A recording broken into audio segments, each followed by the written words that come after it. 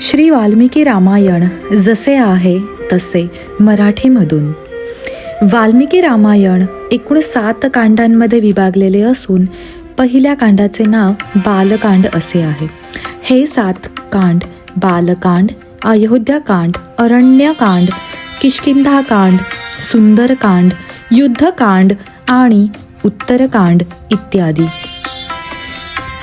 पहिला अध्याय बालकांड. बालकांड एकूण 76 सर्गांचे आहे. प्रारंभी वाल्मिकी आपल्या नियोजित काव्यासाठी नायक कोणाला करावे असा प्रश्न महर्षी नारदांना करतात. नारद त्यांना इक्ष्वाकू कुळातील श्री रामचंद्रांचे नाव सांगतात. रामांमध्ये वाल्मिकींना हवे असलेले सगळे गुण असतात. त्यांना केंद्रस्थानी ठेवून कवी महाकाव्य लिहिण्यास प्रारंभ करतात. साक्षात धर्मच अशा श्रीरामांचे थोडक्यात चरित्रही त्यांनी नारदांकडून ऐकले. पुढे नारद गेल्यानंतर ते तमसा नदीवर स्नानाला गेलेले असताना एका काममोहित क्रौंच पक्षाच्या जोडीतील नराला बाणाने ठार मारणाऱ्या व्याध्याला ते शाप देतात. तो शाप म्हणजे एक छंदोबद्ध व गेय श्लोकच होता. अगदी सहजतेने वाल्मिकींच्या मुखातून बाहेर पडला होता. त्याच सुमारास ब्रह्मदेव तेथे आले आणि वाल्मिकींना म्हणाले की हा श्लोक यशोरूप होईल, कारण त्याद्वारे तुझ्या मुखातून सरस्वतीच बोलत आहे. तेव्हा तू श्रीरामांचे चरित्र वर्णन कर. तुला नारदाकडून त्यांच्याविषयी सर्व काही ऐकायला मिळालेच आहे. ब्रह्मदेवांची आज्ञा झाल्याने रामचरित्र लिहिण्यासाठी वाल्मिकींनी सुरुवात केली. रामचरित्रावरील काव्य यावत चंद्र दिवा करऊ टिकेल व ते सर्वांना खूप आवडेल असा आशीर्वादही ब्रह्मदेवांनी दिला. वाल्मिकी दरबारावर बसले. त्यांनी आचमन केले, हात जोडले व नंतर ते रामचरित्र लिहिण्यास उद्युक्त झाले. नारद व ब्रह्मदेवांच्या आशीर्वादाने त्यांना राजा दशरथ, त्यांच्या 3 पत्नी, 4 राजपुत्र व सीता या सर्वांविषयीचे खरे वृत्त योगरूप धर्मबलाने दिसू लागले. पहिले 4 सर्ग प्रास्ताविक झाल्यावर 5व्या सर्गापासून रामकथेला आरंभ झाला. अयोध्या नगरीचे सविस्तर वर्णन केल्यावर, राजा दशरथाचे राज्याचे प्रजेचे वर्णन केल्यावर दशरथाला रामाचा पिता होण्याचा मान कसा मिळाला हे सांगून राजा दशरथाने केलेल्या अश्वमेध यज्ञांचे वर्णन आहे. पापनाशक उत्कृष्ट यज्ञ पूर्ण झाल्यानंतर कुळाच्या वृद्धीसाठी ऋष्यशृंग ऋषींच्या मदतीने त्यांनी प्राप्तीसाठी पुत्र कामेष्टी यज्ञ केला. रावण वधासाठी विष्णूंना मानव जन्म घ्यायचा असतो, कारण रावण माणसाच्या हातूनच मरणार असतो. त्याप्रमाणे दशरथाच्या भार्येच्या पोटी श्रीरामांचा जन्म होतो. रामजन्माचे वृत्त येथे सविस्तर दिले आहे. राम 12 वर्षांचे होईपर्यंत आनंदात दिवस जातात. एक दिवस ऋषी विश्वामित्र येऊन श्रीरामांची त्यांच्या यज्ञाच्या संरक्षणार्थ मागणी करतात. दशरथांचा पुत्र लहान आहे, तो राक्षसांपुढे कसा टिकणार? त्यामुळे त्याला ऋषींबरोबर पाठवणे दशरथाला प्रशस्त वाटत नाही. त्याला पुत्रमोहामुळे होकार देणे जड जाते. त्यामुळे विश्वामित्र क्रोधित होतात. पण वासिष्ठ 4 समजुतीचे शब्द दशरथांना सांगतात. तेव्हा दशरथांच्या मनाची तयारी होते. नंतर त्यांना लक्ष्मणासह विश्वामित्राबरोबर पाठवले जाते. विश्वामित्रांचे यज्ञ निर्विघ्नपणे पार पडावेत म्हणून ते दोघे त्यांच्याबरोबर जातात. वाटेत त्यांना विश्वामित्रांकडून अनेक अक्षरशस्त्रांचे ज्ञान मिळते. त्यामुळे लगेच ताटका राक्षसीचा वध श्रीराम करतात. पुढे राम लक्ष्मणांकडून या ज्ञानचे संरक्षण होते. नंतर जनकाच्या मिथिला नगरीत ते शिवधनुष्य पाहण्यासाठी जातात. तेथे अहल्यापुत्र शतानंद ऋषी विश्वामित्रांचा सगळा इतिहास सर्वांना ऐकवतात. मिथिलेत शिवधनुष्य भंग झाल्यानंतर रामांचा सीतेशी विवाह होतो. विवाहोपरांत परशुराम तेथे येतात आणि आपल्या जवळील धनुष्य रामांना देऊन त्यांची परीक्षा घेतात. राम त्यांचे समाधान करतात. त्यामुळे ते प्रसन्न होतात. त्यांचे वैष्णव तेज रामांमध्ये विलीन होते. मग ते रामांना आशीर्वाद देऊन महेंद्र पर्वतावर जातात. सर्वजण श्रीरामांची प्रशंसा करतात. राजा दशरथही प्रसन्न होतो. तो मुलांना व सुनांना घेऊन अयोध्येत प्रवेश करतो. आपले राजपुत्र विवाहित होऊन येणार म्हणून लोकांनी अयोध्या नगरी सजविलेली असते. मंगलगीते गायली जातात. नववधू वरांचे स्वागत होते. सर्व पुत्र आणि सुना थोरांच्या सेवेत राहू लागतात. अशा तऱ्हेने दिवस आनंदात जात असतात. बालकांडाचे नारदांकडून श्रीरामचरित्र कथन. महान तपस्वी ऋषी वाल्मिकींना श्रेष्ठ मुनींना प्रश्न केला, हे मुनिवर, या जगात अत्यंत गुणी, वीर्यवान, धर्म जाणणारा, कृतज्ञ, सत्यवचनी, दृढप्रतिज्ञ, सद्वर्तनी, विद्वान, शक्तिमान, सुंदर, विवेकी, संयमी, तेजस्वी, कांतिमान असा पुरुष कोण आहे? मला कृपया सांगावे. महर्षी वाल्मिकींच्या प्रश्नांचे उत्तर देता मुनी नारदजी म्हणाले, हे इतके गुण एका ठिकाणी मिळणे कठीण, तरी मी सांगतो. इक्ष्वाकू वंशात जन्मलेला राजा राम वरील गुणांनी युक्त आहे. हा पुरुष म्हणजे खरोखरच दुर्मिळ गुणांचा समुच्चयन आहे. त्यांचे शरीर सुडौल, प्रमाणबद्ध आहे. ते तेजस्वी आणि शूर आहेत. श्रीराम सुलक्षणी, सत्यवचनी, प्रजाहित दक्ष आहेत. ते मनोग्रही, जितेंद्रिय, ज्ञानी, यशस्वी असून विद्यासंपन्न, धर्मरक्षक आहेत. वेदांत जाणणारे व धनुर्वेदात पारंगत असे आहेत. ते संभाषण चतुर असून अतिशय लोकप्रियही आहेत.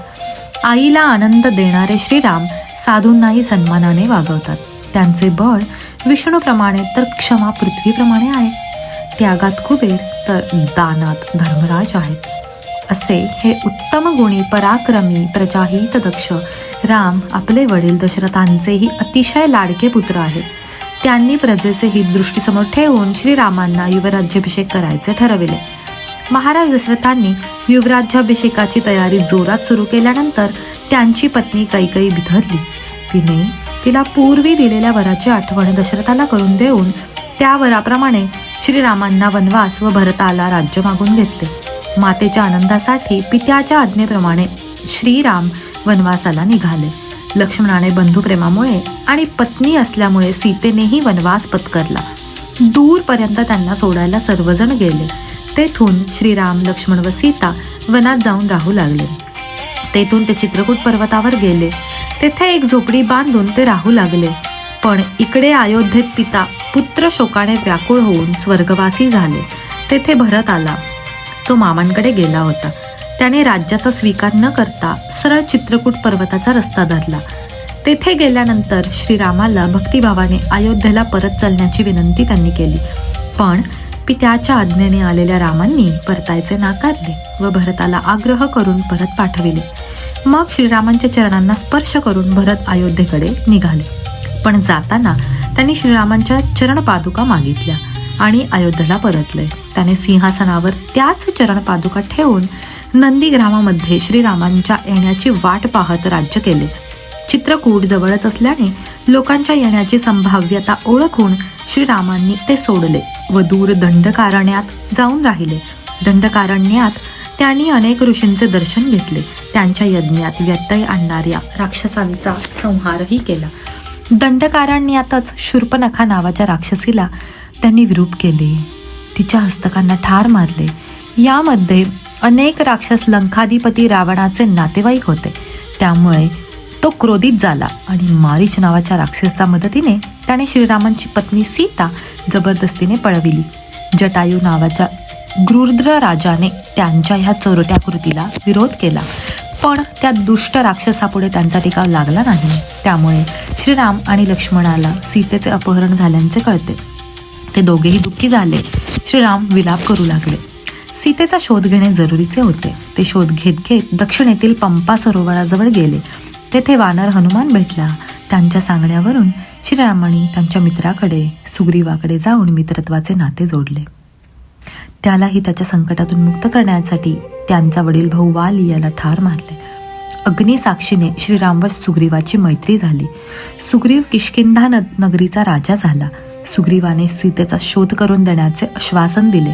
त्याप्रमाणे त्याने आपले हजारो वानरवीर चारी दिशेला सीतेचा शोध करण्यासाठी पाठविले. जटायूचा भाऊ संपातीमुळे सीतेला लंकेत ठेवली असल्याचे कळले. हनुमान 100 योजने असलेला समुद्र उल्लंघून सीतेपर्यंत जाऊन पोहोचला. श्रीरामाने दिलेल्या अंगठीच्या खुणेमुळे सीता हनुमानांशी बोलली.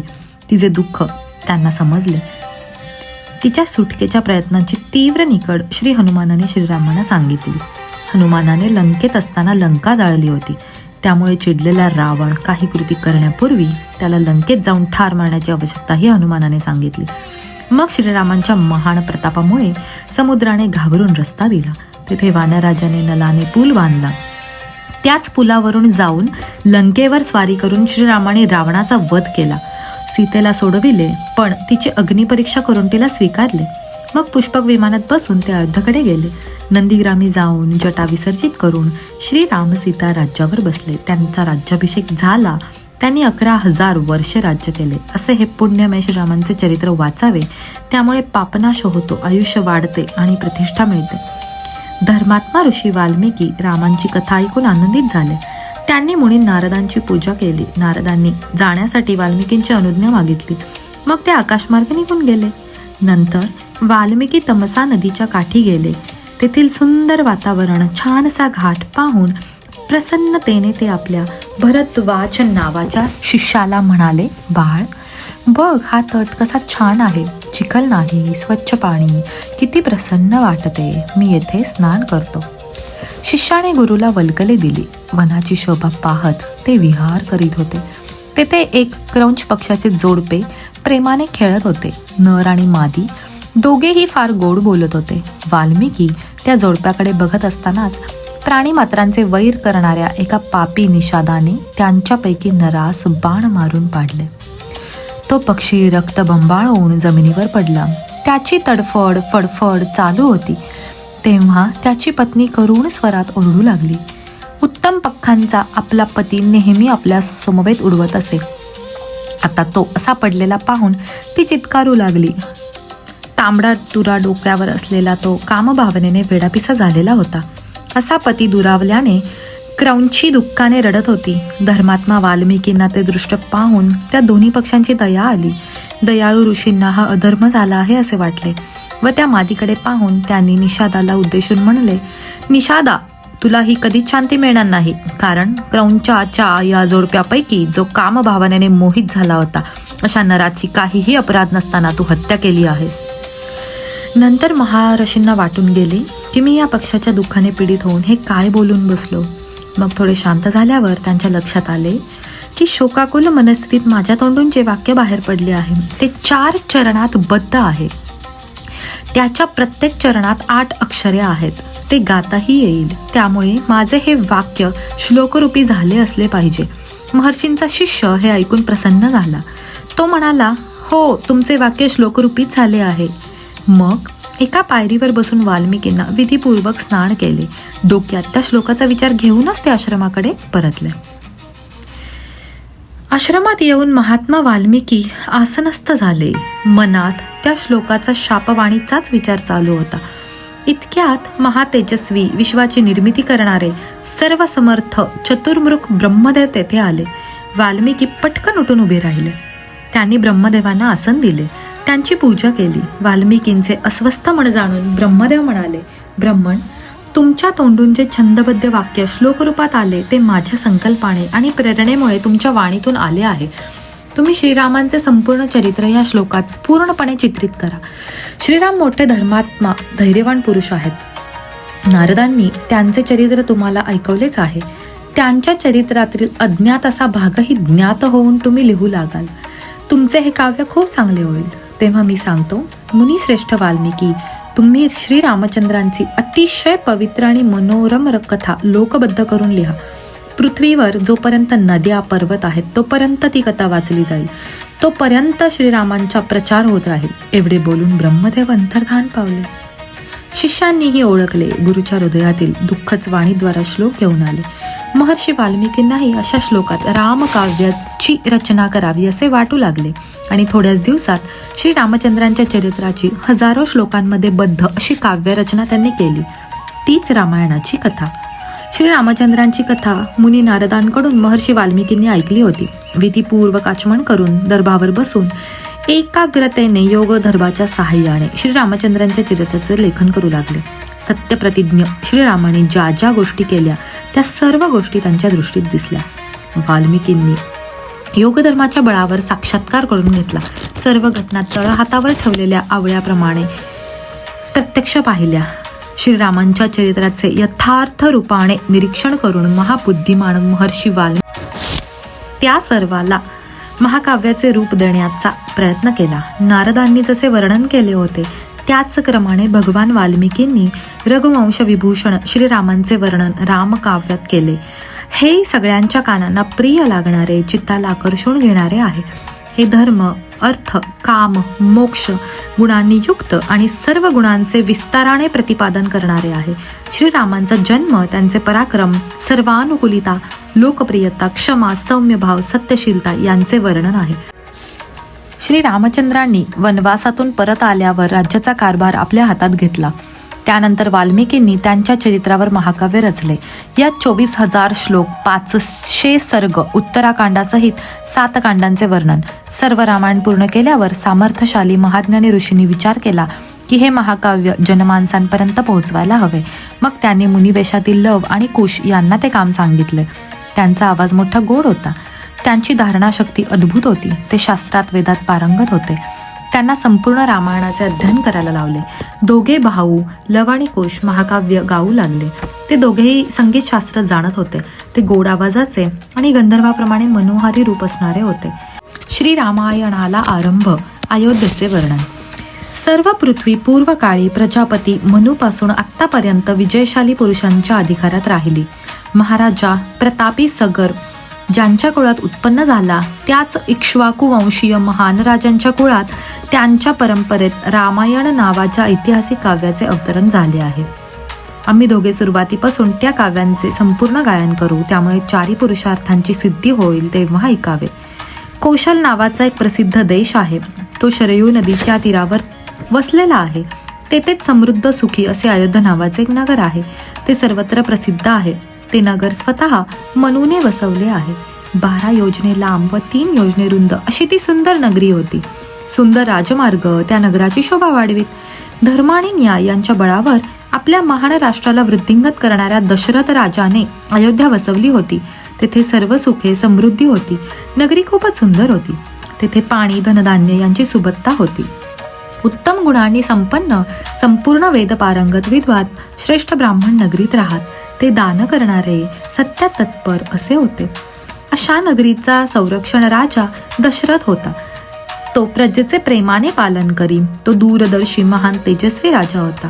प्रजा त्याच्यावर जीव टाकत होती. तो धर्मपारायण, जितेंद्रिय होता. तो राजश्रीच होता.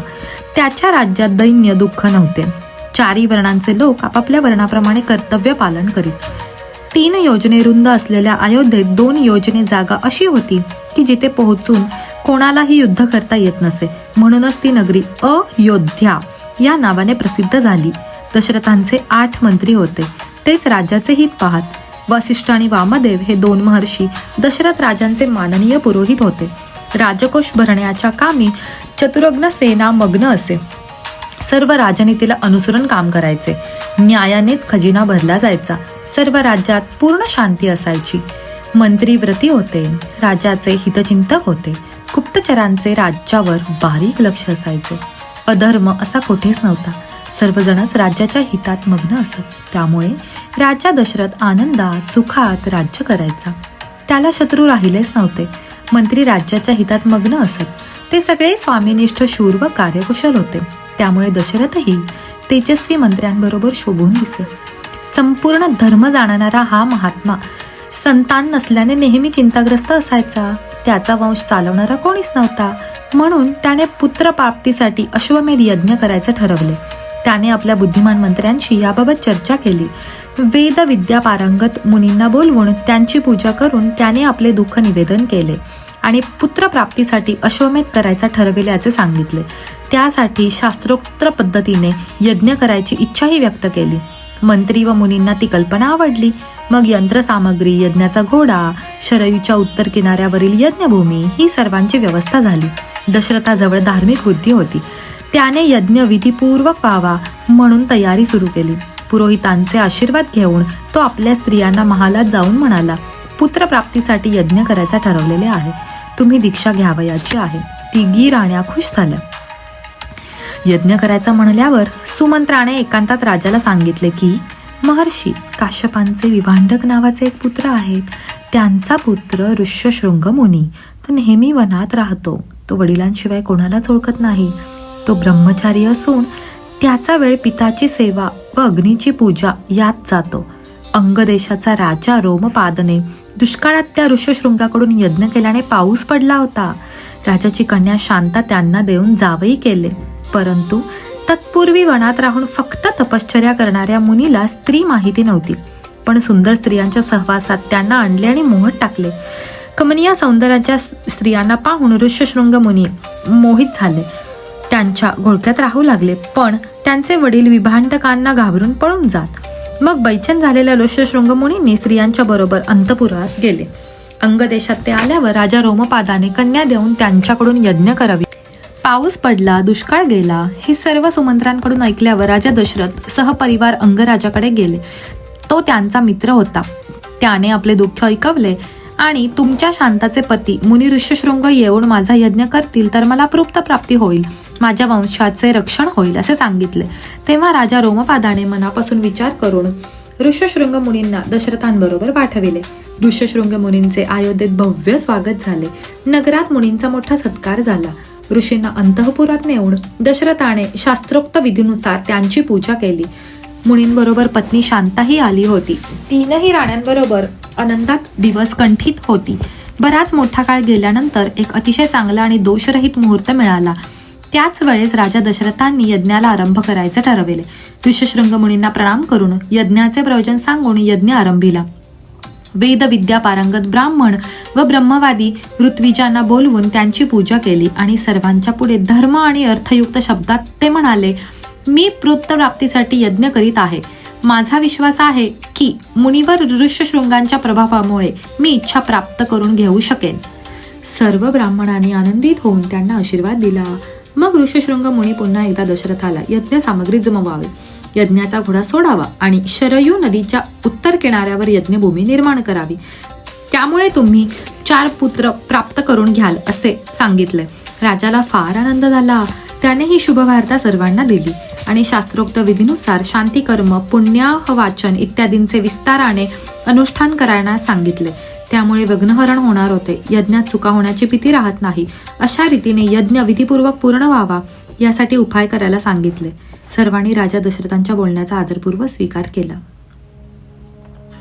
राजा दशरथ वासिष्ठांकडे गेले आणि यज्ञ शास्त्रविधीनुसार करावा अशी विनंती केली. त्याप्रमाणे वासिष्ठांनी मान्य केले. वासिष्ठांनी सर्व प्रकारच्या लोकांना कामाला लावले आणि आवश्यक ती व्यवस्था केली. आसपासच्या राजांना निमंत्रण पाठवले गेले. सदाचारी देवतुल्य धर्मात्मा राजे निमंत्रित केले. काशीचे राजे अंगराज रोमपाद, केकेय देशाचे महाराज कौशलराज भानुमंत हे त्यातील प्रमुख होते. सर्वजण मोठे मोठे आहेर घेऊन उपस्थित राहिले. मग वासिष्ठांनी मुनिवर ऋष्यशृंग या दोघांच्या आदेशावरून नक्षत्राच्या दिवशी राजा दशरथ यज्ञासाठी राजभवनातून निघाला. त्यानंतर वासिष्ठांनी यज्ञमंडपात जाऊन मुनिवर ऋष्यशृंगांना पुढे करून शास्त्रोक्त विधीनुसार यज्ञास सुरुवात केली. यज्ञाचा घोडा भूमंडळावर भ्रमण करून परतला. यज्ञ सुरू झाला. ऋष्यशृंग मुनींचा त्यात पुढाकार होता. सर्व योग्य रीतीने चालले होते. अंगभूत देवतांचे पूजन करून इंद्रदेवास विधीपूर्वक हविभाग अर्पण करण्यात आला. पापनिवर्तक रोमरस काढला. मुनिवरांनी श्रेष्ठ देवतांना आवाहन केले. मधुर आणि मनोहरी सर्वच गोष्टी चांगल्या सुरळीत पार पडल्या. सर्वजण तृप्त झाले. तापस, श्रमण, वृद्ध, रोगी, स्त्रिया, मुले यथेच्छ स्वादिष्ट भोजन करून समाधानी होते. ब्राह्मणांचा शास्त्रार्थ चालू होता. वादविवाद चालू होते. वातावरण एकदम पवित्र आणि प्रसन्न होते. मग निरनिराळ्या वृक्षांच्या लाकडांनी यज्ञस्तूप उभा राहिला. यज्ञकुशल शास्त्रज्ञ ब्राह्मणांनी स्तूपांची निर्मिती केली. स्तूप सोन्याने मढवलेले होते. त्याबरोबर दीप्तिमान असे आणखी स्तूप यज्ञमंडपात उभे होते. अग्नीचे स्थान तयार केले. अनेक प्राणी स्तूपाला बांधले होते. राजाचा अश्वही तेथे होता. राणी कौसल्याने प्रथम प्रोक्षण केले. अश्वावर संस्कार केले. राजा दशरथानेही विधीपूर्वक सर्व कर्मे केली. ब्राह्मण अग्नीत आहुती देऊ लागले. कल्पसूत्र आणि ब्रह्मग्रंथाप्रमाणे अश्वमेधाचे विधी झाले. आपली कुळवृद्धी करणाऱ्या राजा दशरथाने यज्ञ पूर्ण झाल्यावर भरपूर दक्षिणा वाटली. राज्याचे 4 दिवसाचे 4 मोठे भाग ब्राह्मणांना दान म्हणून दिले. राजा दशरथ अतिशय खुश होते. यज्ञ संपल्यानंतर मुनी ऋष्यशृंगांना म्हणाले, हे मुनिवर, आता माझी कुलपरंपरा वाढेल असे कर्म करा. ऋष्यशृंगांनी तथास्तु म्हणाले आणि राजाला कुलाचा भार उचलण्यास समर्थ असे 4 मूल तुम्हाला होतील असे सांगितले. राजा दशरथाने अत्यानंदाने ऋषींना प्रणाम केला व पुत्रप्राप्ती करून देणाऱ्या कर्माचे अनुष्ठान करण्यास प्रेरित केले. महाबुद्धिमान आणि वेदांचे ज्ञाते ऋष्यशृंग मुनी ध्यानस्थ राहून भावी कर्म निश्चित केले. राजा दशरथाला म्हणाले, मी आपल्याला पुत्रप्राप्ती व्हावी म्हणून अर्थवेदांच्या मंत्र्यांनी पुत्रष्टी नावाचा यज्ञ करेन. वेदोक्त विधीनुसार अनुष्ठान केल्यानंतर सफळ होईल. आणि तेजस्वी ऋषीने पृतव्रतांच्या उद्देशाने यज्ञ सुरू केला. श्रोत विधीनुसार अग्नीत आहुती दिली. देवता, सिद्ध, गंधर्व, महर्षी, गण आपला भाग घेण्यासाठी यज्ञात एकत्र आले. भगवान रावण नावाचा महाभयंकर राक्षस आपल्याच कृपाप्रसादाने फार माजला आहे. सर्व सृष्टीला त्याने त्राही करून सोडले आहे, असं होमकर्त्या ब्रह्मदेवाला सर्व देव एकत्र येऊन म्हणाले. सर्व देवांचे म्हणणे ऐकून ब्रह्मदेव म्हणाले, मी गंधर्व देव राक्षस यांच्या हातून मारला जाऊ नये असा वर दिला आहे. तो मनुष्याला तुच्छ लेखत होता, म्हणून त्याने त्याच्याकडून अभय मागितले नाही. मनुष्याच्या हातूनच तो मारला जाईल. त्याच्या मृत्यूचे कारण मनुष्यच असेल. सर्वांना प्रजापतीचे बोलणे ऐकून आनंद झाला. त्याचवेळी भगवान विष्णू आले. सर्व देवांनी नम्रपणे त्यांची स्तुती केली व त्यांच्यावर अयोध्येचा राजा दशरथाच्या 3 राण्यांच्या गर्भातून पुत्ररूपाने अवतार घेण्याची कामगिरी सोपविली.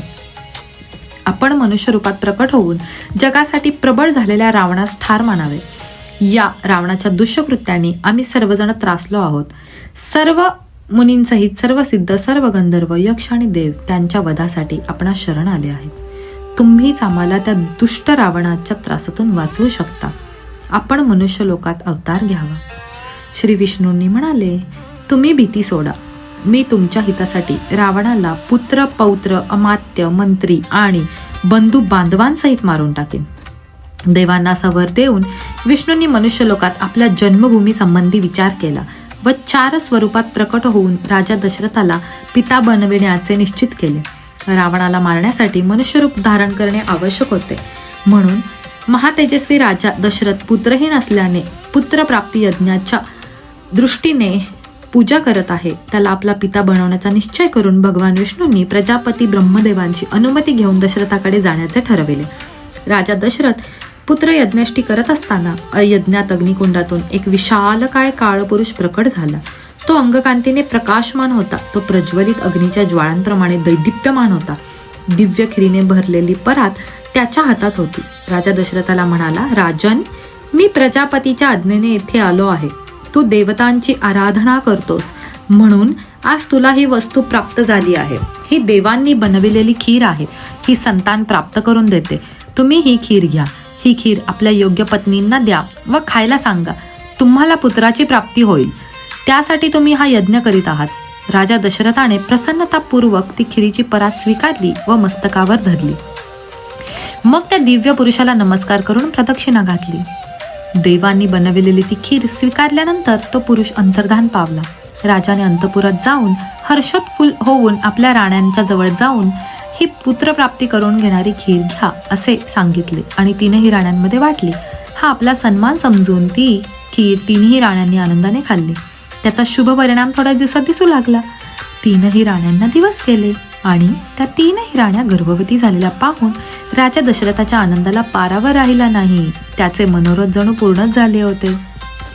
भगवान विष्णूंनी राजा दशरथाचे पुत्रत्व स्वीकारल्यानंतर ब्रह्मदेवानी सर्व देवांना त्यांचे सहाय्यक म्हणून जायला सांगितले. अस्वलांच्या स्त्रिया, नागकन्या, किन्नरी, वानरींच्या गर्भातून तुम्ही त्यांना शोभेल असे पराक्रमी पुत्र उत्पन्न करा. ऋषश्रेष्ठ जांबवानाला मी जांभईद्वारे आधीच निर्माण केले. ब्रह्मदेवाच्या सांगण्याप्रमाणे देवांनी वानर रूपात पुत्र निर्माण केले. देवराज इंद्राने वालीला निर्माण केले. सूर्याने सुग्रीवाला जन्म दिला. बृहस्पतींनी तार या विशालकाय वानराला निर्माण केले. गंधमादन कुबेराचा मुलगा होता. विश्वकर्म्याने नलाला जन्म दिला. अग्नीचा पुत्र नील होता. तो फार तेजस्वी व बलवान होता. अश्वी कुमाराने मैंद आणि द्विविद यांना जन्म दिला. वरुणाने सुषणाला, पर्जन्याने शरभाला, वायूने हनुमानाला जन्म दिला. रावणाचा वध करण्यासाठी वानरांची उत्पत्ती झाली. हे सर्व अस्वल, वानर, लंगूर देवांच्या पेक्षा थोडे अधिकच पराक्रमी झाले. हे शस्त्राज्ञांचे ज्ञानी होते. ते पर्वत व झाडे उपटून फेकत, आकाशात फिरू शकत, युद्धकलेत निपुण होते. विष्णूंनी श्रीरामांच्या रूपात येण्यापूर्वी शरीर आणि रूपाने भयंकर वानर श्रीरामांच्या मदतीसाठी प्रयत्न झाले होते. राजा दशरथाचा यज्ञ समाप्त झाल्यानंतर तो राण्यांना घेऊन अयोध्येत परतला. अत्यंत सन्मानित होऊन मुनी ऋष्यशृंगही शांताला घेऊन घरी परतले. राजा दशरथांनी लांबपर्यंत त्यांना पोहोचवण्याची व्यवस्था केली होती. यज्ञ समाप्तीनंतर चैत्र शुद्ध नवमीला पूर्व वसू नक्षत्र आणि कर्क लग्नात कौसल्या देवींनी दिव्य लक्षणांनी युक्त सर्व लोकवंदित जगदीश्वर श्रीरामांना जन्म दिला. त्याच वेळी सूर्य, मंगळ, शनी, गुरु आणि शुक्र हे पाचही ग्रह उच्च स्थानी होते. लग्नी चंद्राबरोबर बृहस्पती विराजमान होता. ते विष्णू रूप हविष्व अथवा खिरीपासून प्रकटले. श्रीराम कुळाचा आनंद वाढवणारे होते. त्यांच्या डोळ्यात लाली होती, ओठ लाल, हात मोठे, स्वर दुदुंबीच्या स्वराप्रमाणे गंभीर होते. त्या अमित तेजस्वी बाळामुळे महाराणी कौसल्याची शोभा वाढलीच. जणू वज्रप्राणी इंद्रामुळे देवमाता सुशोभित झाली. त्यानंतर कैकेयीने सत्य पराक्रमी भरताला जन्म दिला. राणी सुमित्रेने लक्ष्मण आणि शत्रुघ्न या 2 मुलांना जन्म दिला. हे सर्व प्रकारच्या अस्त्रविद्येत पारंगत होते. 4ही दशरथ पुत्र सुंदर, प्रसन्न, मनस्वी आणि सर्व गुणयुक्त होते. कांतिमान होते. अयोध्येत मोठा उत्सव झाला. लोकांनी गर्दी केली. दशरथांनी लोकांचा धन आणि गायी दान केल्या. 11 दिवसांनी नामकरण झाले. गुरु वासिष्ठांनी मुलांना नावे ठेवली. श्रीराम, लक्ष्मण, भरत आणि शत्रुघ्न. राजाने ब्राह्मणांना दक्षिणा दिल्या. महर्षी वासिष्ठांनी त्या 4ही मुलांचे जातकर्म केले. ते 4ही पुत्र वेदात विद्वान आणि शूरवीर होते. ते लोकहितकारी काम करीत. घोड्यावर बसणे, रथ हाकणे, धनुर्वेदात प्रवीण होते. वडिलांच्या सेवेत मग्न असणे हा त्यांचा स्वभाव होता. लक्ष्मणाला श्रीरामांचा फार ओढा होता. श्रीरामांची आवड ती त्यांची आवड. तो त्यांची सेवा करण्यात धन्यता मानी. रामांच्या बरोबर सावलीसारखा वावरे. शत्रुघ्नाचा ओढा भरताकडे होता. राजा दशरथ स्वतःला भाग्यशाली समजत होते. मुले मोठी झाली. नम्र, यशस्वी, सर्वज्ञ, दूरदर्शी राजपुत्रांचा कल धनुर्वेदाच्या अभ्यासात अधिक होता. पित्याची सेवा हाही त्यांच्या आनंदाचा विषय होता. आपल्या पुरोहित आणि बंधू बांधवांबरोबर एक दिवस महाराज दशरथ बसले असता तेथे महामुनी विश्वामित्र आले. दशरथाने मोठ्या आनंदाने त्यांचे स्वागत केले. अत्यंत तेजस्वी विश्वामित्रांना त्याने अर्ध प्रदान केले. क्षेम कुशल झाले. नंतर विश्वामित्र वासिष्ठादी ऋषींना भेटले. सर्वजण प्रसन्न चित्राने राज्य दरबारात गेले. राजा दशरथ आनंदाने विश्वामित्रांची प्रशंसा करीत म्हणाला, महामुनी, आपले आगमन आम्हाला अतिशय आनंददायी ठरले आहे. आपले स्वागत असो. आपली कोणती इच्छा असेल तर सांगा, मी आनंदाने पूर्ण करील. तुमचे आगमन माझ्या परमभाग्याने झाले आहे. आपल्या शुभागमनाचे कारण काय? आपण सन्माननीय अतिथी आहात. मला गृहस्थाला प्रत्यक्ष देवच आहात. राजा दशरथाचे बोल विश्वामित्रांना सुख देणारे ठरले. ते प्रसन्न झाले. ते म्हणाले, आपण माझे कार्य पूर्ण करण्याचे ठरविले आहे. बोलल्यासारखे वागा. हे राजन, मी सिद्धीसाठी एका नियमाचे अनुष्ठान करीत आहे. त्यात 2 राक्षस विघ्ने उत्पन्न करीत आहेत. अनुष्ठानाची वेळ जवळ आली आहे. पण ते 2 राक्षस मारीच आणि सुबाहू रक्त आणि मांसांचा वर्षाव करून व्रतामध्ये विघ्ने आणीत आहेत. माझे परिश्रम वाया जात आहेत. व्रतात मला शाप देता येत नाही. तेव्हा विघ्नकारी राक्षकांचा नाश करणारा तुझा पराक्रमी शूरवीर पुत्र श्रीराम मला दे. त्याला मी अनेक श्रेय देईन. त्याच्यापुढे राक्षस टिकणार नाही. ते काम फक्त तुझा ज्येष्ठ पुत्र रामच करू शकेल. पुत्रप्रेम मध्ये न आणता तू श्रीरामाला माझ्या स्वाधीन कर.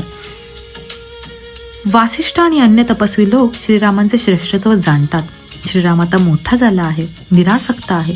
राजन, आपल्या मनास दुःख व चिंता होऊ न देता श्रीरामाला माझ्याबरोबर पाठवा.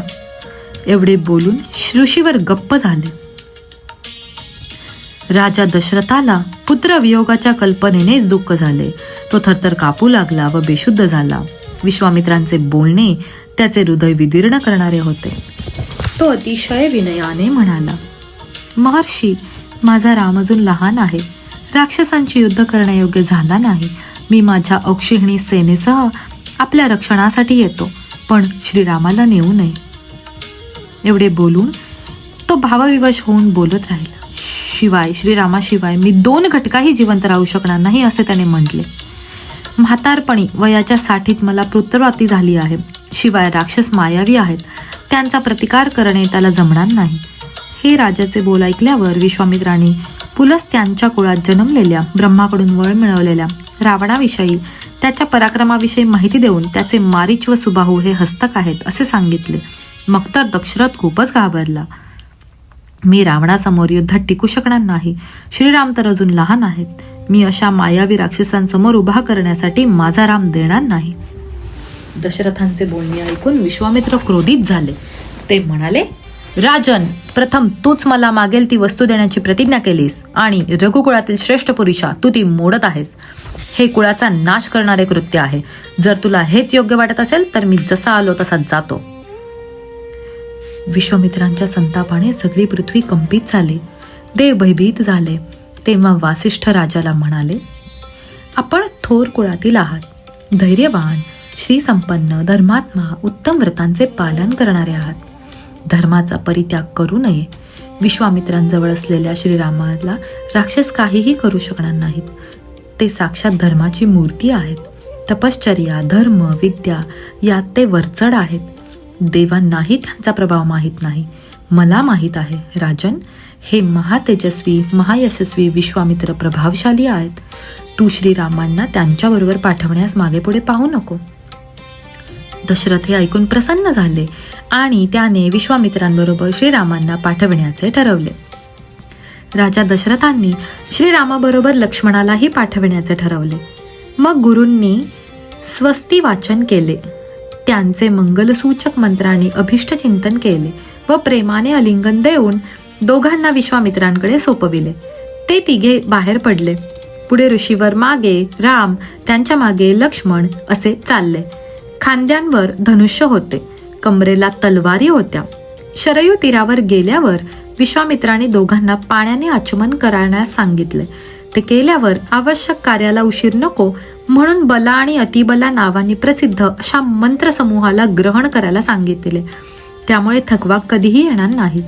कोठलाही विकार उत्पन्न होणार नाही. झोपल्यावर राक्षस हल्ला करणार नाहीत. या मंत्रांमुळे तुमची बरोबरी करणारे कोणीच असणार नाही. त्या 2 विद्या ब्रह्मदेवांच्या तेजस्वी पुत्री आहेत. श्रीरामांना त्या विद्या मिळाल्या. नंतर तिघांनी गवताच्या शय्येवर झोप घेतली. सकाळी उठल्यावर या 2 राजपुत्रांनी स्नान, तर्पण, गायत्री मंत्राचा जप करून विश्वामित्रांना नमस्कार केला. नंतर ते शरयू व गंगेच्या संगमावर पोहोचले. तेथील आश्रम पाहून कुतूहलाने दोघांनी विश्वामित्रांना विचारले. तेव्हा ते म्हणाले, तपश्चर्येत मग्न शंकरांना कामदेवाच्या बाणांनी विद्ध केले. तेव्हा शंकरांनी दुर्बुद्धीला जाळून टाकले. त्याचे शरीर नष्ट झाले. तो अनंग झाला. जेथे कामाने आपले अंग सोडले तो प्रदेश अंगदेश म्हणून प्रसिद्ध झाला. हा भाग पवित्र आहे. आज आपण येथेच मुक्काम करू. त्याप्रमाणे सर्वांनी तेथे मुक्काम केला. दुसऱ्या दिवशी गंगेच्या पात्रातून गंगा पार करीत असताना पाण्यात होणाऱ्या तुमुल ध्वनीबाबत दोघांनी प्रश्न विचारले. तेव्हा मानस सरोवरातून उगम पावलेली शरयू गंगेत मिसळत असताना आवाज करते हे त्यांना कळाले. नंतर तेथून ते एका जंगलाकडे वळले. ते मोठे दुर्गम अद्भुत जंगल होते. तेथे हिंस्र शापदांचा वावर होता. त्या जंगलाविषयी माहिती विचारल्यानंतर विश्वामित्राने इंद्राच्या कृपेने ते जंगल झाल्याचे सांगितले. ते म्हणाले, काही दिवसांनी इच्छेनुरूप धारण करणारी एक याक्षिणी तेथे आली. 1000 हत्तींचे बळ तिच्यात होते. तिचे नाव ताटका. ती बुद्धिमान सुंद नावाच्या राक्षसाची पत्नी होती. मारीच तिचाच मुलगा. तो भयानक राक्षस प्रजेला त्रास देतो. ती राक्षसी खूप त्रास देते. 6 कोसापर्यंतच्या मार्गाला ती घेरून या वनात राहते. आपल्याला त्या वनाकडे गेले पाहिजे. तू बाहू सामर्थ्याने त्या राक्षसीला ठार मार. हा सुंदर प्रदेश त्या राक्षसीने उजाड करून टाकला आहे. आजही ती क्रूर बया कोठूनही येथे येईल. ही पराक्रमी यक्ष सुकेतूची मुलगी. ही त्याला नवसाने झाली पण दुष्टच निघाली. तिला अगस्त्य ऋषींचा शाप मिळाल्याने ती महाभयंकर दिसू लागली. शापाने ती अधिकच खवळली. तिने अगस्तींचा आश्रम व प्रदेश उद्ध्वस्त केला. तेव्हा हे रामा, अशा या राक्षसीचा तू वध कर. ती स्त्री हत्येचा विचार करून तिला दया दाखवू नकोस. 4 वर्णांच्या हितासाठी राजपुत्राने स्त्रीची हत्या करायला हरकत नाही. ताटका महापापी आहे. तू तिला मारून टाक. महामनस्वी पुरुषांनी यापूर्वीही पापचारणी स्त्रियांचा वध केला आहे. तेव्हा माझ्या आज्ञेने तू याच राक्षसीला ठार मार. मी आपल्या आज्ञेचे उल्लंघन करू शकत नाही. मी आपल्या आदेशाचे पालन करतो असे म्हणून श्रीरामांनी आपले धनुष्य हातात धरून प्रत्यांच्या ओढून टणत्कार केला. सर्व रान दणाणले. ताटका त्या आवाजाने क्रोधित झाली. ती आवाजाच्या रोखाने पळत आली. उंच, धिप्पाड, विकृत शरीराची विक्राळी राक्षसी रामांपुढे येऊन उभी राहिली. तेव्हा राम लक्ष्मणांना म्हणाले, बघ, ही विक्राळ राक्षसी भित्र्याच्या येथे काय चालणार. ही मायाबळाने संपन्न आहे, त्यामुळे दुर्जय आहे. आत्ताच हिला नाक कान कापून हकलून देतो. ती स्त्री असल्याने तिला मारण्यात मला उत्साह नाही. तिचे हातपाय कापून टाकतो. श्रीराम बोलत असतानाच ती आली. तिने धूळ उडविली. दगडांचा तिघांवर मारा केला. मग मात्र राम संतापले. त्यांनी तिचे हात तोडून टाकले. लक्ष्मणाने तिचे नाक आणि कान कापले. ती मायेने अनेक रूपे घेत गेली. तेव्हा विश्वामित्रांनी तिच्यावर दया न दाखवता मारून टाकण्याची आज्ञा केली. रात्र झाली तर अवघड होऊन बसेल. मग रामांनी वज्रासारखा एक तीव्र बाण मारून ती जमिनीवर पडली, मरून गेली. देवाने श्रीरामांवर फुलांचा वर्षाव केला. विश्वामित्र तर खूप आनंदित झाले. त्या तिघांनी तेथेच रात्र काढली. त्या दिवशी तो भाग शापमुक्त झाला होता. ताटका वध केल्यावर श्रीराम लक्ष्मणांवर संतुष्ट झालेल्या विश्वामित्रांनी त्यांची अनेक प्रकारची शस्त्रास्त्रे दिली.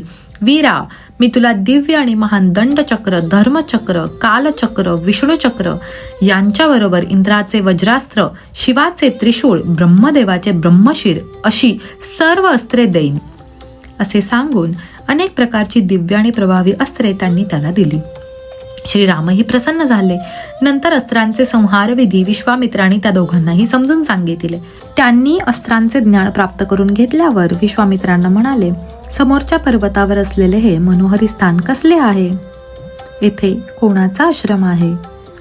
आपण तुमच्या यज्ञाच्या ठाई चाललो आहे. तो आश्रम कोणत्या प्रदेशात आहे? प्रभावशाली श्रीरामांचे बोलणे ऐकून विश्वामित्रांनी त्या आश्रमाविषयी माहिती दिली. ते म्हणाले, इथे विष्णूने 100 वर्षे तपश्चर्या केली आहे. वामन अवतार धारण करण्यासाठी उद्युक्त झालेल्या विष्णूंचा अवतार ग्रहण करण्यापूर्वीचा आश्रम हाच होता. हा सिद्धाश्रम या नावाने प्रसिद्ध आहे. येथे विष्णूंना सिद्धी प्राप्त झाली. बलीच्या सामर्थ्यांचे आव्हान स्वीकारून श्री विष्णूंनी वामन रूप घेऊन यज्ञात प्रवेश करून राजा बलीला 3 पावले भूमी मागितली. त्यांच्याकडून भूमिदान घेतले व बलीचा निग्रह केला. विष्णूंनी येथे निवास केला होता. माझी भगवान वामनांवर भक्ती असल्याने मला ही आश्रमाची जागा खूप आवडते. मी येथे यज्ञ करीत आहे. तुला येथे दुराचारींचा वध करावयाचा आहे. मग मुनिश्रेष्ठांनी त्या दोघांना घेऊन आश्रमात प्रवेश केला. विश्वामित्र 2 राजपुत्रांबरोबर आलेले पाहून ऋषी मुनी प्रसन्न झाले. त्यांनी विश्वामित्रांची पूजा केली. लगेच ते यज्ञाच्या दीक्षेत प्रविष्ट झाले. दोघी राजपुत्रांनी रात्र तेथे घालवली आणि सकाळपासून ते विश्वामित्रांच्या यज्ञांचे रक्षण करू लागले. सकाळी श्री रामलक्ष्मणांनी आश्रमाची, शस्त्रदूळ येण्याची संभाव्यता, यज्ञ यशस्वी होण्याची व्यवस्थित माहिती करून घेतली. मुनी त्यांना पाहून प्रसन्न झाले. ते म्हणाले, विश्वामित्रांच्या यज्ञाची दीक्षा घेतलेल्यांनी मौन राहावे. दोघे वीर सावधान राहून 6 रात्रीपर्यंत यज्ञांचे रक्षण करतील. त्याप्रमाणे न झोपता ते तपोवनाचे रक्षण करीत बसले. सतत सावधान राहून विश्वामित्रांजवळ उभे राहून यज्ञाचे रक्षण करीत होते. यज्ञ सुरू होता. त्याच वेळी आकाशात एक मोठा आवाज झाला. तो भयानक होता. मारीच आणि सुबाहूने आपली माया पसरायला आरंभ केला. यज्ञात व्यत्यय आणायचाच त्यांचा बेत होता. रक्ताचे पाट वाहू लागले. श्रीराम तेथे आले. त्यांनी प्रथमच राक्षसांना आकाशात बघितले. ते लक्ष्मणाला म्हणाले, हेच ते मांसभक्षक राक्षस.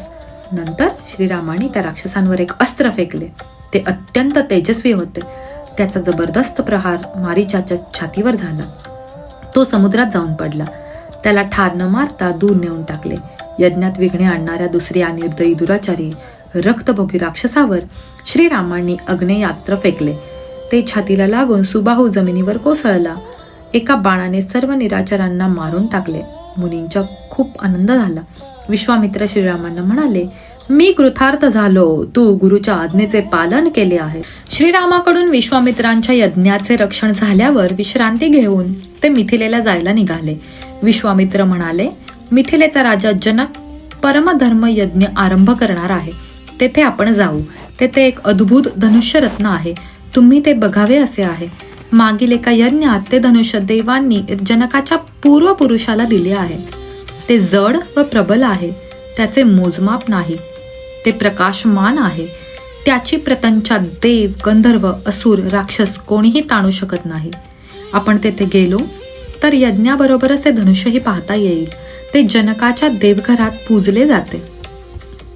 त्यानंतर विश्वामित्र सिद्धाश्रमातून निघाले.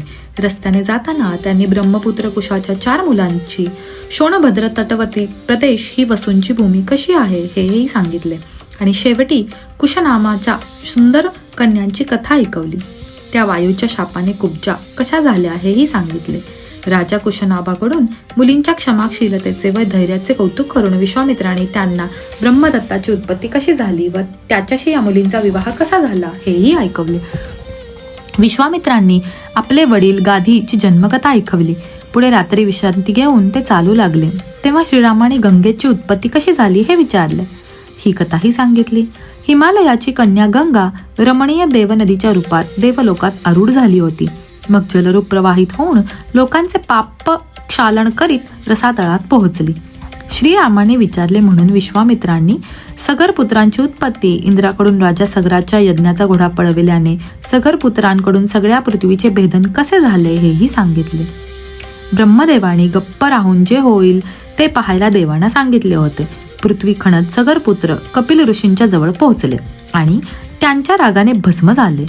मग राजा सगराच्या आज्ञेने अंशुमनाने सगराच्या नातवाने घोडा होता तिथून आणला. मग अंशुमन व राजा भगीरथाने घोर तपश्चर्या केली आणि ब्रह्मदेवाने भगीरथास अभिष्ट वर दिला व गंगादेवी जटेत धारण करण्यासाठी भगवान शंकरांना राजी करण्याचा सल्ला दिला.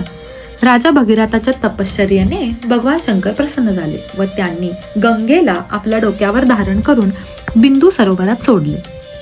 तिथे भगीरथाबरोबर धारेत जाऊन त्यांच्या पितरांचा उद्धार केला. ही कथा ऐकून श्रीरामांना आश्चर्य वाटले. त्यांनी त्या कथेचा विचार करण्यात सगळी रात्र गेली. त्या पवित्र नदीच्या तीरावर जाऊन ते विशाल नगरीत गेले. तेथील माहितीही श्रीरामांना होती. विश्वामित्रांनी इंद्राच्या मुखातून त्यांनी ऐकलेली कथा श्रीराम लक्ष्मणाला ऐकवली. या देशात जसे घडले ते ऐका म्हणून सांगण्यास सुरुवात केली. पहिल्यांदा सत्ययुगात दितेचे पुत्र दैत्य मोठे बलवान होते आणि आदितीचे पुत्र परम धर्मात्मा होते. ते देव मोठे शक्तिशाली होते. त्या देव आणि दैत्यांना अजरामर आणि निरोगी व्हावे वाटले. असा विचार करून त्यांनी समुद्राचे मंथन करण्याचे ठरविले. त्यातूनच निश्चितच अमृतमय रस प्राप्त होईल. समुद्र मंथनाचा निश्चय झाला. अमित तेजस्वी देव एकीकडे आणि दैत्य दुसरीकडे उभे राहिले. त्यांनी वासुकी नागाचा दोरा केला आणि मंदाराचलाची रवी बनवून समुद्राचे मंथन चालू केले. वासुकीच्या मुखातून जहाल विष बाहेर पडू लागले. हलाहल नावाचे विष बाहेर आले. त्याने सर्व जगत जळून भस्म होण्याचे भय निर्माण झाल्यावर सर्वांचे कल्याण करणाऱ्या महादेवांना सर्वजण शरण गेले. त्राही त्राही करीत त्यांची स्तुती करू लागले. शिव तेथे प्रकटले. विष्णू पण उपस्थित झाले. शिवाने ते विष घ्यावे असे विष्णूंनी सांगितले. रुद्रानेही ते अमृताप्रमाणे मानून जीवसृष्टी जिवंत राहावी म्हणून ते हलाहल विष प्राशन केले व कंठामध्ये धारण केले. पुन्हा मंथन चालू झाले. मंदार पाताळात घुसू लागला. तेव्हा विष्णूने कच्छपाचे रूप घेऊन पाठीवर तो भार पेलून धरला. मंथन सुरू राहिले. एक आयुर्वेदामय धर्मात्मा पुरुष प्रकट झाले. ते धन्वंतरी होते. अप्सरा, वारुणी, उच्चैश्रवा, कौस्तुभ, पारिजातक, चंद्रमा आणि अमृत त्यातून एक एक बाहेर आले. दैत्यांनी वारुणीला ग्रहण केले. सुरेला स्वीकारले नाही. आदित्याच्या पुत्राने त्या अनिंद्य स्त्रीला ग्रहण केले. सुरेपासून रहित झाल्याने दैत्य असुर म्हणून प्रसिद्ध झाले. अमृतासाठी दोघांमध्ये युद्ध सुरू झाले. सर्व असुर राक्षस एक झाले व देवांबरोबर संग्राम केला. मग विष्णूंनी मोहिनीचे रूप घेऊन अमृत कलशाचे अपहरण केले. दैत्य त्याच्या मागे धावले. विष्णूंनी त्यांना मारले. दैत्य खूप मारले गेले. 3 लोकांचे राज्य इंद्राला मिळाले. हे सर्व ऐकल्यावर एक रात्री विशाळा नगरीत काढून विश्वामित्र श्रीराम आणि लक्ष्मणासह मिथिला नगरीकडे निघाले. मिथिलेत पोहोचून जनकाच्या नगरीची सुंदर शोभा त्या दोघांना अवलोकिली. मिथिलेच्या उपवनात एक जुना आश्रम होता. तो सुनासुना दिसत होता. श्रीरामांनी विश्वामित्रांना त्याबद्दल विचारले. तेव्हा त्यांनी त्या शापित आश्रमाची संपूर्ण कथा ऐकविली. रामा, हा आश्रम पूर्वी महर्षी गौतमांचा होता. तो इतका दिव्य होता की देवही त्यांची प्रशंसा करीत. एक दिवस ऋषी गौतम आश्रमात नव्हते. तेव्हा उपयुक्त अवसर पाहून शचीपती इंद्र गौतम ऋषींचा वेश धारण करून आले आणि अहल्येस म्हणाले, सदा सावध राहणाऱ्या सुंदर स्त्रिये, रतीची इच्छा ठेवणारे नम्र ऋतुकालाची वाट पाहत नाहीत. सुंदर स्त्रिये, मी तुझ्याबरोबर राहू इच्छितो. महर्षी गौतमांचा वेश धारण करून आलेल्या इंद्रांना ओळखूनही त्या दुर्बुद्ध स्त्रीने, हे देवराजा इंद्रा, तू माझी इच्छा पुरी कर. कुतूहलाने तिने आपल्याबरोबर राहण्याचा निश्चय करून त्यांचा प्रस्ताव स्वीकारला. इंद्रा, मी कृतार्थ झाले. हे देवेश्वर, गौतमांच्या कोपांमुळे आपण आपले आणि माझे रक्षण करावे. तेव्हा इंद्र म्हणाले, मी जसा आलो होतो तसा जातो. गौतम ऋषी इंद्र जात असतानाच आश्रमात प्रवेश करीत होते. त्यात तपोबल संपन्न ऋषींना पाहून इंद्र घाबरले. दुराचारी इंद्राने आपला वेश धारण केला आहे हे पाहून ऋषींच्या सर्व गोष्टी ध्यानात आल्या. ऋषींनी इंद्राला शाप दिला आणि आपल्या पत्नी अहिल्येलाही शाप दिला. दुराचारिणी, तू ही येथे काही हजार वर्षेपर्यंत शिळा होऊन पडशील.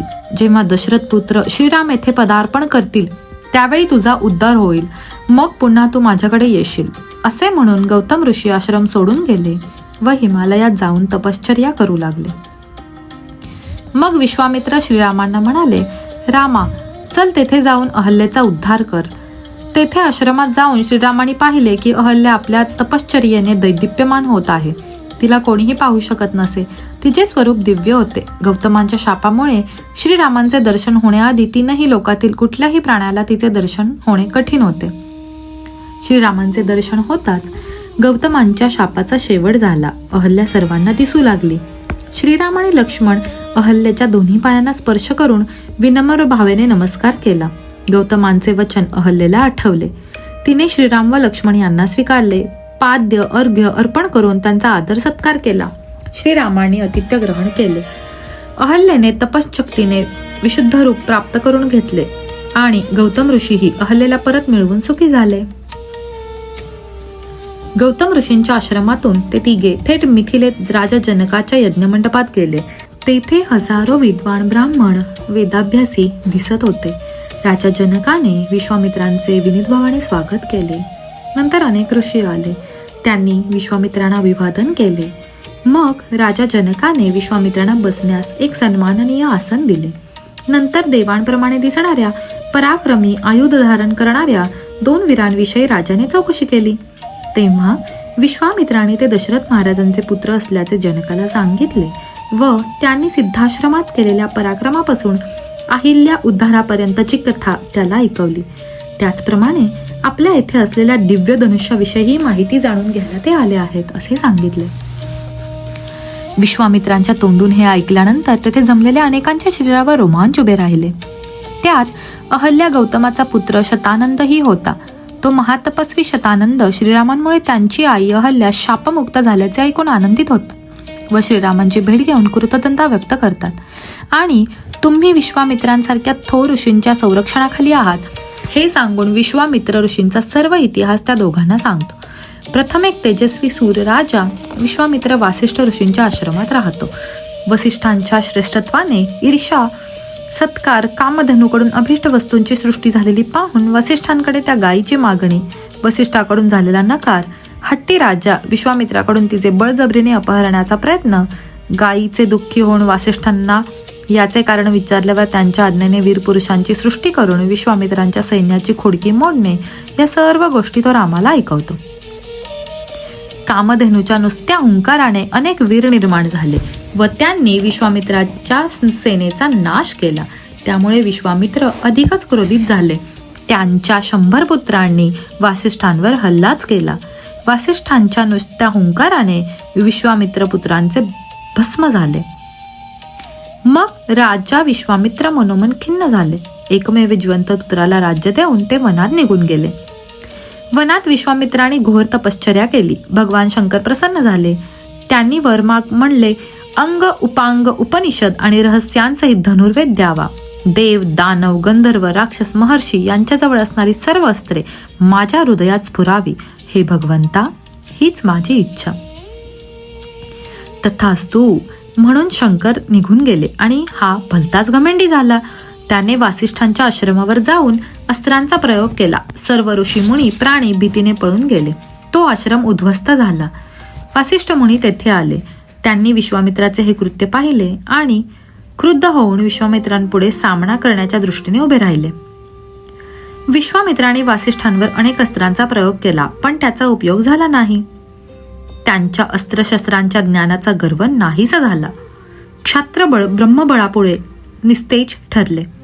वासिष्ठांच्या ब्रह्मदंडाने विश्वामित्रांची सर्व अस्त्रे निकामी झाली. शेवटी आततायी विश्वामित्राने ब्रह्मास्त्र सोडले. देव गंधर्वही घाबरले. पण वासिष्ठाने आपल्या ब्रह्मतेजाच्या प्रभावाने महाभयंकर ब्रह्मास्त्रालाही ब्रह्मदंडांकडून शांत केले. त्यावेळी वासिष्ठांनी महाभयंकर रौद्ररूप धारण केले. वासिष्ठांकडून विश्वामित्र पराजित झाले होते. त्यांना क्षत्रिय बळाचा धिक्कार करावा वाटला. ब्रह्मतेजाने प्राप्त होणारे बळच खरे आहे असे मानून ब्राह्मणत्व प्राप्तीसाठी त्यांनी तपश्चर्या सुरू केली. ती तपश्चर्या महर्षी विश्वामित्र करण्यास कारणीभूत झाली. त्यांच्या तपश्चर्येत मेनका, रंभा, अप्सरांची व अन्य विघ्नांची कथा ऐकून शतानंदाने श्रीराम व लक्ष्मण यांना महर्षी विश्वामित्रांची वृत्ते पूर्णांशाने निवेदिली. दुसरे दिवशी राजा जनकाने विश्वामित्र व श्रीराम लक्ष्मणांकडे निरोप पाठवून बोलवून घेतले. त्यांचे पूजन केले. तेव्हा विश्वामित्राने दोन्ही राजकुमारांना श्रेष्ठ धनुष्य दाखवण्याची विनंती केली. मग राजा जनकाने धनुष्याचा वृत्तांत ऐकविला. पूर्वी दक्ष यज्ञ विध्वंसाच्या वेळी महापराक्रमी भगवान शंकरांनी रागाच्या भरात हे धनुष्य सहज उचलून यज्ञ विध्वंस केला होता. याच धनुष्याने ते सर्व देवांची मुंडकी उडवणार होते, पण देवांनी स्तुतीद्वारे त्यांना प्रसन्न करून घेतल्याने देवावरची आपत्ती टळली. ते धनुष्य तेथे त्यांनी देवांना अर्पण केले. तेच हे धनुष्य आहे. ते माझे पूर्वज महाराज देवराजांकडे ठेवीच्या रूपात ठेवले. एक दिवस मी यज्ञासाठी भूमी शोधन करीत होतो. त्यासाठी शेतात नांगर धरला होता.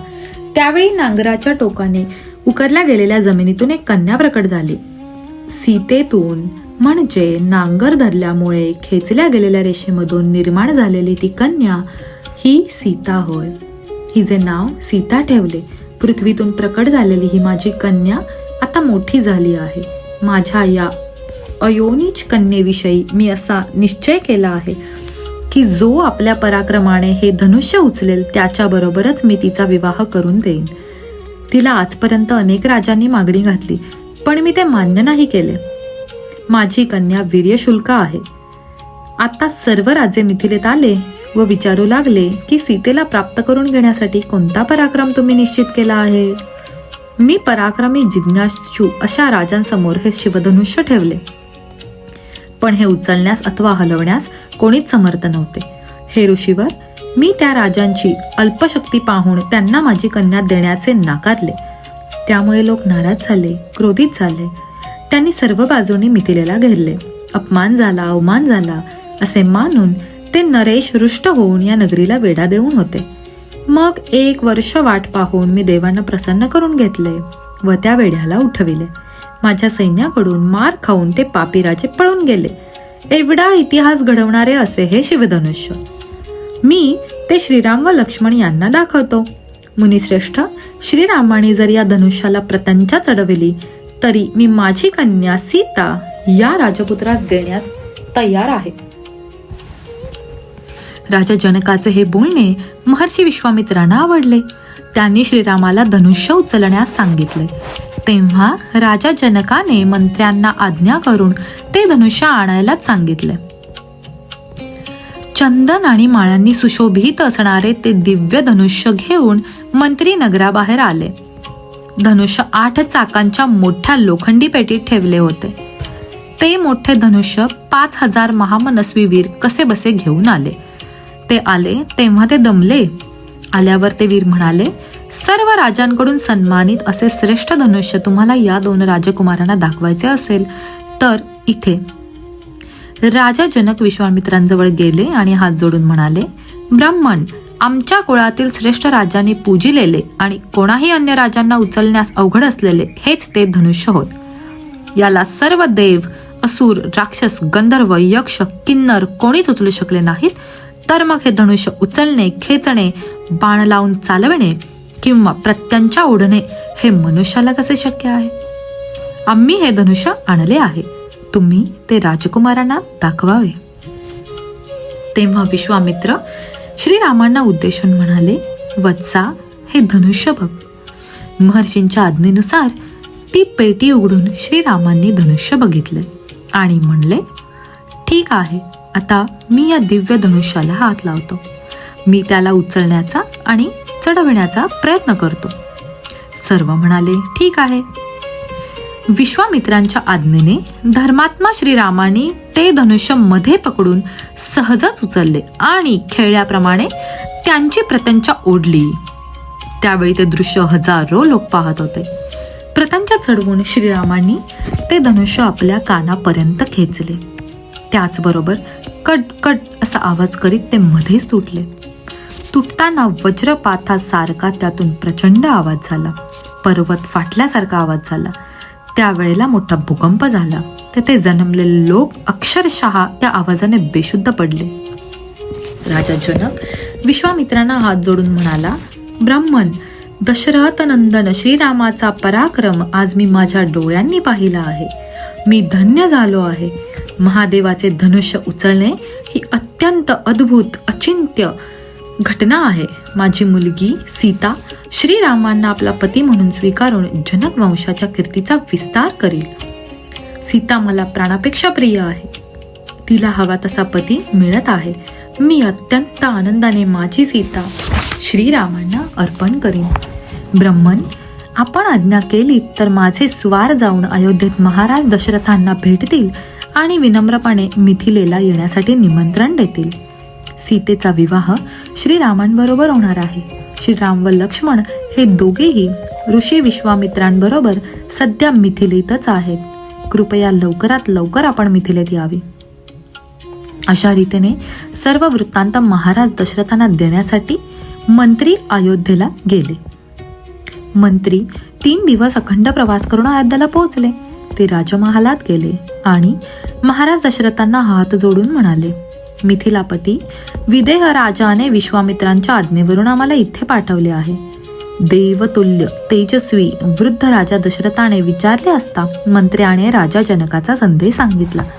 मी माझ्या मुलीच्या विवाहासाठी पराक्रम हाच पण ठेवला होता. अनेक राजे आले, पराक्रमहीन होऊन परतले. महाराज, विश्वामित्रांबरोबर आलेल्या आपल्या मुलाने श्रीरामाने मात्र आपल्या पराक्रमाने तो पण जिंकला आहे. हजारो लोकांच्या डोळ्यांपुढे त्याने रत्नस्वरूप दिव्य धनुष्य तोडूनच टाकले आहे. त्यामुळे श्रीरामांना मी माझी कन्या देऊ इच्छितो. अशा प्रकारे मी माझी प्रतिज्ञा पुरी करील. आता आम्हाला आपल्या आज्ञेची वाट पाहायची आहे. कृपया आपण यावे. आपले गुरु आणि पुरोहितांसहित यावे आणि आपल्या दोन्ही सुपुत्रांना भेटावे. आपण माझी इच्छा पूर्ण करायला सहाय्य करावे. येथे येऊन दोन्ही पुत्रांच्या विवाहाचा आनंद प्राप्त करून घ्यावा. संदेशवाहकाच्या बोलण्याने महाराज दशरथ अतिशय प्रसन्न झाले. त्यांनी वासिष्ठ वामदेव या गुरूंना व मंत्र्यांना ही वार्ता ऐकविली. घडलेला प्रकार सांगितला. आपण लगेचच मिथिला नगरीत जाऊ, विलंब नको. सर्वांनी एकमुखाने संमती दिली. सर्व मंत्री तयार झाले. दशरथ म्हणाले, भरपूर धन बरोबर घ्या. महर्षी पालख्या रथातून पुढे झाले. त्यांच्याबरोबर महाराज दशरथही निघाले. शेवटी मिथिलेत ते पोहोचले. राजा जनकाने सर्वांचे मनापासून स्वागत केले. महातेजस्वी वासिष्ठही आल्याने मिथिलेतील लोकांना आनंद झाला. राजा जनक म्हणाले, रघुकुलातील पुरुष महाबलाढ्य आणि पराक्रमी असतात. त्यांच्यामुळे माझ्या कुळाचा सन्मान वाढला आहे. आपण आपल्या कुलगुरूंसहित श्रीरामांच्या शुभविवाहाचे कार्य संपन्न करावे. दशरथाला खूप आनंद झाला. ते म्हणाले, आपण जसे म्हणाल तसे होईल. त्यांचे ते धर्मानुकूल आणि यशोवर्धक वाक्य ऐकून राजा जनकाला आश्चर्य वाटले. सर्व महर्षी एकमेकांना भेटले. आनंदात रात्र काढली. इकडे श्रीराम गुरु विश्वामित्रांना पुढे करून दशरथाला जाऊन भेटले. चरणांवर डोके ठेवले. दशरथ दोन्ही पुत्रांना सुखरूप पाहून आनंदित झाले. सकाळ झाली. राजा जनकाने बंधू कुशध्वजाला बोलवून घेतले. सकाळ उलटून गेल्यावर महाराज दशरथांना त्यांच्या पुत्रांसह बोलवले. त्यांचे गुरु वासिष्ठ कर्तव्योपदेश करतात म्हणून त्यांना सर्व अधिकार दिले. स्वयंभू ब्रह्मदेवापासून इक्ष्वाकू पर्यंतचा इतिहास त्यांनी सांगितला. सगळ्या सूर्यवंशाचा परिचय दिला व शेवटी त्यांच्या कुळातील श्रीराम आणि लक्ष्मणासाठी मी आपल्या दोन्ही कन्यांची मागणी घालत आहे. हे आपल्या कन्यांसाठी योग्य आहेत. आपल्या कन्या त्यांच्यासाठी योग्य आहेत. आपण यांना कन्यादान करावे. मग राजा जनकाने आपल्या वंशाचा पूर्ण परिचय देऊन श्रीराम आणि लक्ष्मणासाठी क्रमशः सीता आणि उर्मिला देण्याची प्रतिज्ञा केली. त्याने ते तीनदा सांगितले. नंतर जनक राजा दशरथाला म्हणाला, आपण श्रीराम व लक्ष्मणांच्या मांगल्यांसाठी त्यांच्याकडून गोदान करावे. उशिरा फाल्गुनी नक्षत्र असता कार्य निश्चित झाले. विश्वामित्र ऋषींकडून भरत आणि शत्रुघ्न यांच्यासाठी कुशध्वजाच्या 2 कन्यांची मागणी करण्यात आली.